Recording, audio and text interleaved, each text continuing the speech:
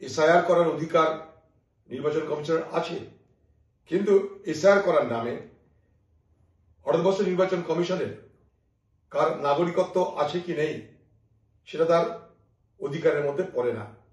সর্বোপরি পশ্চিমবঙ্গে এসআইআর করতে গেলে কেন্দ্রীয় নির্বাচন কমিশনকে নির্ভর করতে হবে রাজ্যের সরকারি কর্মচারীদের উপরে।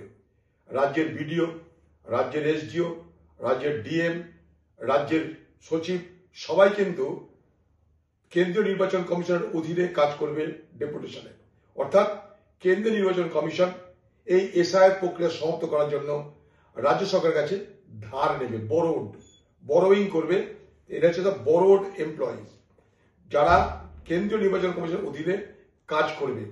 তাই পশ্চিমবঙ্গের BDO, SDO officer, district magistrate, returning officer যে যেখানে আছে সবাই কিন্তু সরকারি কর্মচারী, অর্থাৎ পশ্চিমবঙ্গের তৃণমূল সরকারের অধীন তারা কর্মচারী। তা পশ্চিমবঙ্গের তৃণমূল সরকারের কাছে আমাদের দাবি থাকবে যে আপনি আপনার বিডিও, এসডিও, ডিএম তাদেরকেও আপনি সেন্সিটাইজ করবেন, তাদেরকেও আপনি সতর্ক করবেন যাতে ভুয়া ভোটার ধরার নামে প্রকৃত ভোটারের নাম বাদ চলে না যায়। এক, আমরা কখনোই জাল ভোটের পক্ষে কথা বলি না।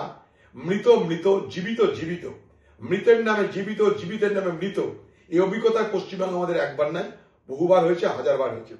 পশ্চিমবঙ্গে গত নির্বাচনে খুব চালাকি করে বিভিন্ন বুথে ওয়েবকাস্টিং করার ব্যবস্থা হয়নি। ওয়েবকাস্টিং এর জন্য টেন্ডার দেওয়ার পরেও কিন্তু সেই ওয়েবকাস্টিং করা হলো না। 70 থেকে 75% বুথে ঘন্টা পর ঘন্টা ওয়েবকাস্টিং, অর্থাৎ ভোট যে হচ্ছে তার প্রমাণপত্র মুছে দেওয়া হয়েছিল।